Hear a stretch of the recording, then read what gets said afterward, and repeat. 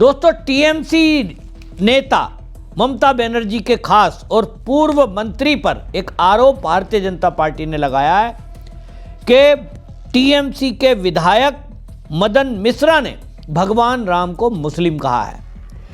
Bharatiya Janata party की एक x account से वीडियो शेयर की गई और उस वीडियो में ये लिखा गया कि जो टीएमसी नेता मदन मिश्रा द्वारा भगवान श्री राम को मुसलमान बताया जाना केवल एक गैर जिम्मेदार बयान नहीं बल्कि हिंदू देवी देवताओं और हिंदू की आस्था का अपमान है।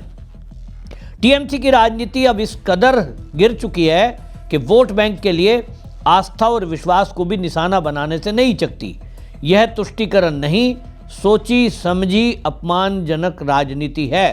क्या अयोध्या में सदियों से संघर्ष और प्रतीक्षा के बाद भगवान श्री राम के भव्य और दिव्य मंदिर से टीएमसी की हताशा इतनी बढ़ गई कि वो भगवान राम और उनके करोड़ों भक्तों का अपमान कर रही है। वीडियो आप सुनेंगे बांग्ला भाषा में। मदन मिश्रा हैं जो भाषण दे रहे हैं और वो क्या कह रहे हैं मुझे तो समझ नहीं आया, लेकिन भारतीय जनता पार्टी बांग्ला ने इस पर जो लिखा है उसमें ये बताया जा रहा है कि जो भगवान राम को ये मदन हैं मिश्रा जी ये बोल रहे हैं कि वो मुसलमान है। अब कौन ऐसा कह सकता है? सोचिए, भारत में जन्मा कोई व्यक्ति, मैं कहता हूँ कोई मुस्लिम भी आज तक मैंने नहीं सुना कि कोई इस तरह की बात करता हो। मदन मिश्रा पर जब ये आरोप लगे तो उस पर उन्होंने टीएमसी ने तो पहले ही हाथ झाड़ दिए कि इससे हमारा कोई मतलब नहीं है और हम तो जो है राम जी का मंदिर अयोध्या में बन रहा है, इस पर कोई टिप्पणी नहीं करेंगे व्यक्तिगत। लेकिन जो टीएमसी के विधायक है मदन मिश्रा जी, इन्होंने कोई जवाब नहीं दिया है। हालांकि ये कहा जा रहा है कि ये एआई जनरेटेड है। अब इसकी जांच के बाद पता लगे कि ये सच्चा है कि झूठा। बीजेपी अगर अपने एक्स अकाउंट से इसको शेयर कर रही है तो वो फेक न्यूज़ क्यों फैलाएगी? इसमें आम पब्लिक भी इस सोशल मीडिया पर इसको वीडियो को शेयर कर रही है। जितेंद्र प्रताप नाम का एक एक्स अकाउंट है जो बीजेपी के फॉलोवर हैं, वो लिख रहे हैं कि पश्चिम बंगाल में एक सार्वजनिक समारोह के दौरान टीएमसी के नेता द्वारा ये कहा जाना कि भगवान राम मुस्लिम थे न केवल ऐतिहासिक तथ्यों के साथ मजाक है बल्कि करोड़ों हिंदुओं की आस्था का सीधा अपमान है। चौंकाने वाली बात यह है कि जब इस तरह के बयान हिंदू धर्म, देवी देवताओं या आस्थाओं पर किए जाते हैं तो वो अक्सर कानून, प्रशासन तथा कथित सेलुलर जमात की जुबान पर ताला लग जाता है।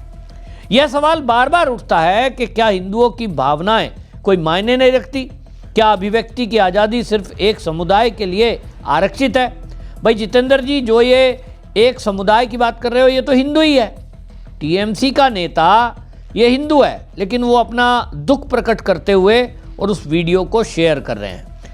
वीडियो में तो यही कहा जा रहा है कि भगवान राम को वो कह रहे हैं मुस्लिम है, लेकिन सवाल वही उठ रहा है कि क्या ये टीएमसी अगर ये कह रही है कि ये एआई जनरेटेड है तो क्या ममता बनर्जी और टीएमसी की ये मानसिकता नहीं है कि वो हिंदू विरोधी उसके नेता हमेशा बोलते हैं? तो सवाल यहाँ ये भी उठता है कि आखिरकार देश की विपक्षी पार्टी, चाहे कांग्रेस के नेता हों चाहे टीएमसी के नेता हों, अभी आम आदमी पार्टी के संजय सिंह भी संसद के अंदर राम के आगे हराम बता रहे थे, कुछ शब्द ऐसा। इनको और कांग्रेस ने कहा राम कुछ होता ही नहीं है, अस्तित्व ही नहीं है। ये इस तरह की जो बातें हैं, एक सवाल मन में आता है मेरा हिंदू होने के नाते कि आखिरकार ये विपक्षी पार्टी के नेता, कभी कभी समाजवादी पार्टी के नेता कुछ बोल देंगे, रामचरितमानस को लेकर कहा गया था कि इसको फाड़ दूंगा मैं, तो ये ऐसा करते क्यों हैं कि हिंदू की भावनाओं का अपमान?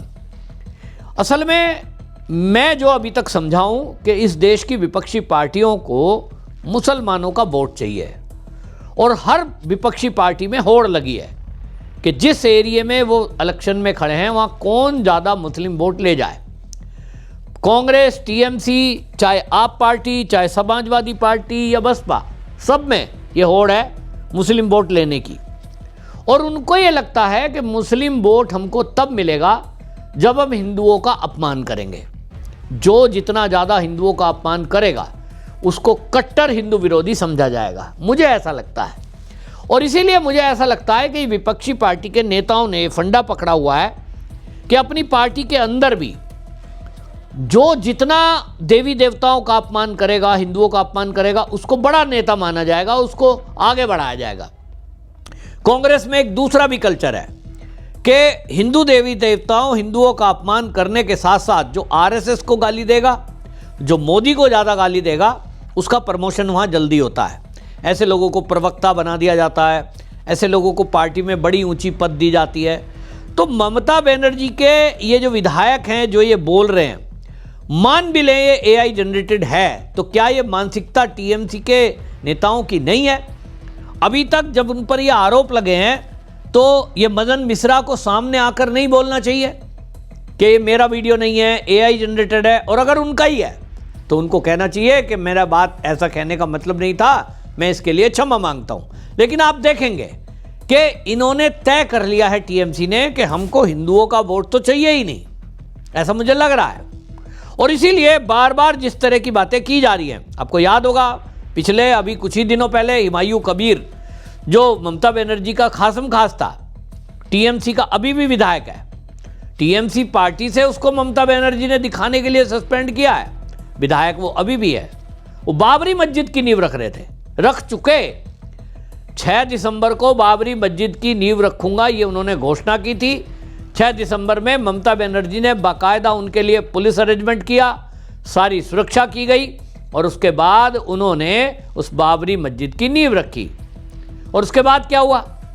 उसके बाद चंदा जुटाया गया, सारी बातें हो गई, वो बन रही है, काम शुरू हो गया, नींव रख दी गई है, ईंटें पहुंच गई हैं, सारा काम मतलब सीधा तय है कि मुस्लिम जो 30% वोट है उसको कैसे अपनी तरफ खींचा जाए।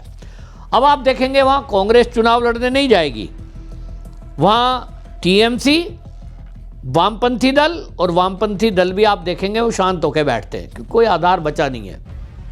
लेकिन टीएमसी के नेताओं को, ममता बनर्जी को केवल ये लगता है कि हिंदुओं को तो आप कैसे भी करो, 500 रुपये खाते में डालूंगी, महिलाओं के अभी जा रहा है, उसको 2000 घोषणा कर देंगे। हिंदू तो पागल है, लालची है, वोट दे देगा, उसको अपने धर्म पे कोई दिक्कत नहीं है, वो देवी देवताओं का कोई अपमान करे, कुछ कहे, ऐसा सोचते हैं नेता। इसीलिए मुझे लगता है शायद ये नेता केवल मुस्लिम तुष्टीकरण के लिए हिंदू देवी देवताओं का अपमान करते हैं, हिंदू देवी देवताओं को गाली देते हैं, और इनको लगता है इनका इस देश में कुछ भी नहीं होगा, क्योंकि अभिव्यक्ति की आज़ादी के नाम पर आप देखिए जितने भी नेता हैं सुप्रीम कोर्ट तक में उनको छूट मिल जाती है कि साहब आर्टिकल 19 के तहत छूट है। लेकिन आप अगर किसी दूसरे पंथ के ऊपर कुछ बोल के देखें, नुपुर शर्मा का क्या हाल हुआ, नवीन सिंघल का क्या हुआ, हमने देखा ना कि सुप्रीम कोर्ट ने फटकार लगाई कि आपकी वजह से देश में माहौल खराब हो रहा है। तो ये इस देश का एक हकीकत है कि हिंदू बहुल होने के बाद यहां हिंदू को दोयम दर्जे पर रखा जाता है। हालांकि अमित मालवीय जो आईटी सेल के हेड हैं, उन्होंने पहले भी इस बात को उजागर किया था, और ममता बनर्जी को बाकायदा एक कहा था उन्होंने चेतावनी देते हुए कि टीएमसी के नेता जिस तरह की बयानबाजी कर रहे हैं, जो वो कर रहे हैं धरातल पर, कोई मस्जिद बनाने की बात कर रहा है, कोई धमकाने की बात करता है, कोई मारो काटो की बात करता है, चुनाव आयोग कोई कह रहे थे हम टांग तोड़ देंगे, तो उन्होंने कहा कि ममता बनर्जी जिस तरह का व्यवहार कर रही है, उनके नेता जैसा कर रहे हैं, ये मस्जिद का निर्माण बाबर के नाम पे शुरू किया है, ये आग से खेलना है, चेतावनी के रूप में उन्होंने कहा था। ममता बनर्जी पर मुझे नहीं लगता है कि किसी बीजेपी नेता का कोई फ़र्क पड़ेगा, क्योंकि उनको लगता है कि सत्ता में आना है तो सत्ता में आने के लिए मुस्लिम तुष्टीकरण जरूरी है। उनका तो कोर वोटर जो है वो मुस्लिम है, वामपंथी हैं, और जो अब कांग्रेस वहाँ है नहीं कांग्रेस, जो कांग्रेस का वोटर था वो भी टीएमसी को ही मिलता है, तो वही वोटर उसका है, और उसी को रिझाने के लिए मुझे ऐसा लगता है कि ममता बनर्जी के इशारे पे ही ये जो टीएमसी के नेता हैं इस तरह की बयानबाजी करते होंगे, ताकि हिंदुओं को चिढ़ाया जाए और मुस्लिमों को खुश किया जाए। आपकी क्या राय है कमेंट में ज़रूर लिखना, वीडियो शेयर करना। वंदे मातरम।